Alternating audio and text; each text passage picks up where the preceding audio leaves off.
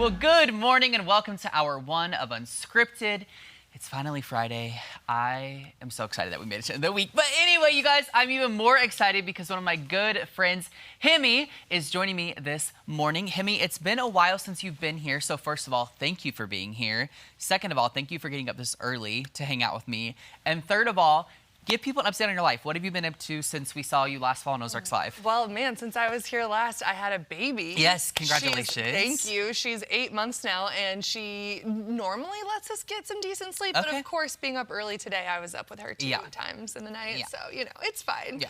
Also had a toddler in my bed. It's just mom life right now. Just mom life, yep. Mom life, and then you can also catch me in the afternoon when I'm thriving on New Country 94.7 KTTS. I'm on there Monday through Friday, 3 to 7 p.m. So I'd love for you to join me later this afternoon. It's so much fun. Yes, I'm always curious to know. Okay, like I don't know if it just goes along with like what you're playing that day or what, but like how do you come up with the topics you're going to cover like on in like your bits that day? Because I know one day, like recently on social media, you were talking about, was it cheese or like something, and you were like, this seems so silly, but this is what I'm talking about today. And I'm just like, I don't know. I'm so curious, like what goes through your mind of like, okay, this is what I'm going to cover. I spend a lot of time on the internet. Okay. And so just anything that I'm like, oh, that's interesting, or I really, clicked through and read about, I'm like, well, maybe other people want to hear about this too. Sure. And one day, it was cheese facts. It was like the most popular cheeses, and how, I think it was, we eat 40 pounds of cheese in a year. And I'm like, that seems light.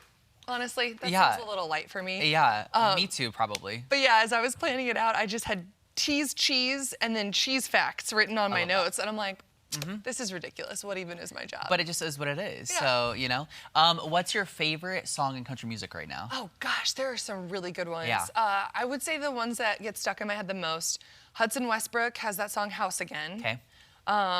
Jordan Davis's new song, Bar None. I love everything he That's does. really up there for me too. And then Lainey Wilson's new song, Somewhere Over Laredo, which is a play on Somewhere Over the Rainbow. Yeah, that one is very good. I've heard that as well. I'm also curious to know, so I know you're a big Kelsea Ballerini fan. Yes. And she recently, I guess, kind of ish, wrapped up her incredible tour.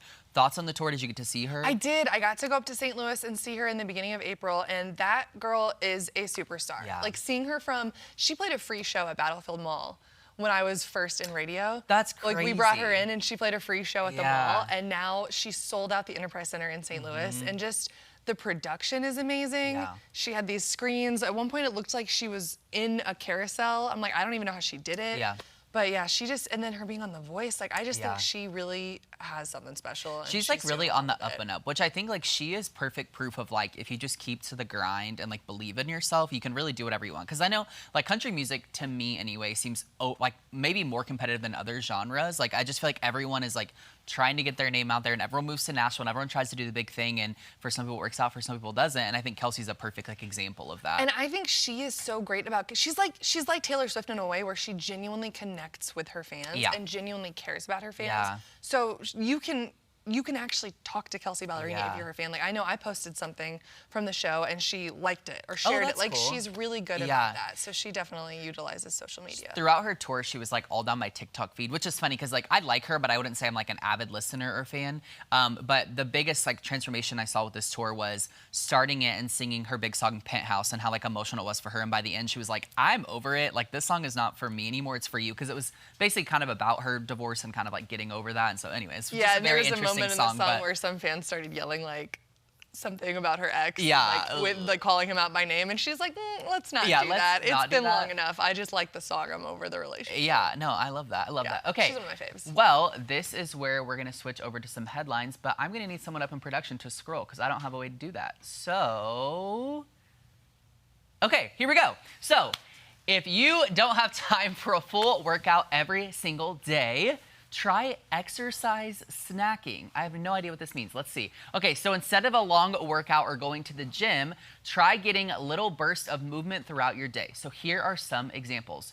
Walking your dog, doing jumping jacks or sit-ups while watching your favorite show, getting extra steps by parking really far at the grocery store, or using a resistance band while sitting at your desk at work. It's basically sneaking those little exercise snacks in when you can. And it's better than nothing at all, especially for those days when you're too busy for anything else. This is hilarious to me.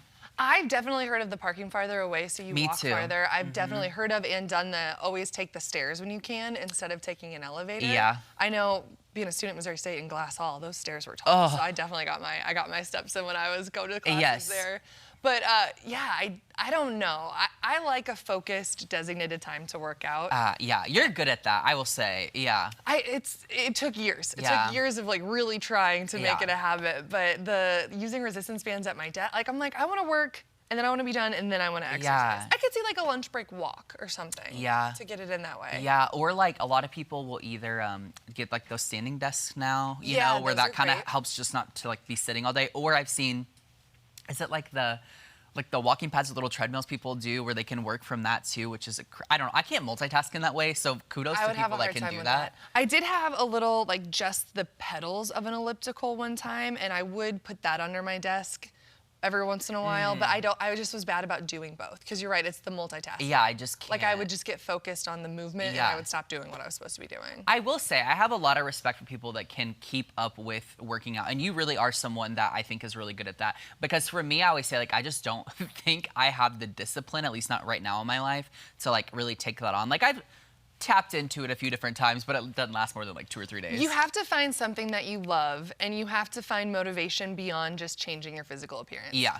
And for me, my mom had to have both her hips replaced, Oh. like in a 3-month span, and I looked up, is arthritis hereditary? Oh. It is. What can you do to help prevent it? And it's like, keep your weight down and keep your muscles strong. And so I started strength training, and that motivation of like wanting to be able to move throughout my life really helps me. Maybe I just need to pinpoint a motivation to do it, and maybe that's the secret all along. I don't know. So it's helped me, and I have really had to fight to get the workouts in lately because I do have 2 kids now. So the last several weeks, my little boy has been out in the garage and on the driveway with me while I'm taking longer rests because I'm drawing chalk pictures for him. But I'm like, at the end of the workout, I'm so proud of myself, and I got to spend some extra time with my kids. Well, hey, it's a bonus on bonus. Okay, you take this next headline.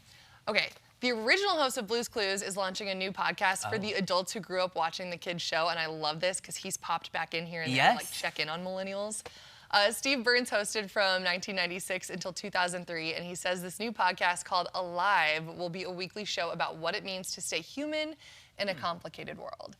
Steve and his guests will also talk about topics like mortality, masculinity, loneliness, and success. He says the idea came after the overwhelming response by fans to his return for the Blue's Clues 25th anniversary. Alive is set to release sometime this fall, and man, those are heavy topics to think of Steve from Blue's Clues transitioning into that. What was the thing? Didn't he release some kind of video like a few years ago that was like, maybe even along this line? I don't know, because I remember he like made a random resurgence, I think, a while, and it wasn't Blue's Clues related, but maybe it was. Okay, maybe that's what I'm thinking of. I think it was when a lot of people were having a hard time. Yeah, he just kind of chimed in, and it really resonated with. Did you watch Blue's Clues when you were little? Or was I did. No, I did. I don't like. It's not like super imprinted on my mind. Like I don't really remember a lot about it, but I do remember watching it. Yeah, same. It definitely wasn't one that was like a cornerstone of my childhood. Yeah. I remember it. And so when that popped back up, I know it really meant a lot to a lot of people. It's interesting too, because, we talk a lot about on this show specifically how like TV and media and podcasts in general right now, like everyone's just like leaning back into like nostalgia. Like there's not a whole lot of like original ideas right now, it seems like. And although I am really excited about this, I feel like this does kind of tap into that too. It's definitely like taps into he's nostalgia. Leaning into the right audience, I guess, and hopefully it works out for him. But it's just kind of funny. It does sound like he knows his audience so that they are adults now. Because he is covering those heavier topics. He's not trying to make another career as a kid's entertainer. But I do like that idea of like almost like growing up with your audience and like kind of shifting the focus rather than like trying to stay relevant with younger kids, because that could be kind of creepy. I don't know. I just feel like my kids are going to be listening to a Miss Rachel podcast in 30 years. Well, there you go. Oh my gosh, Miss Rachel. Okay.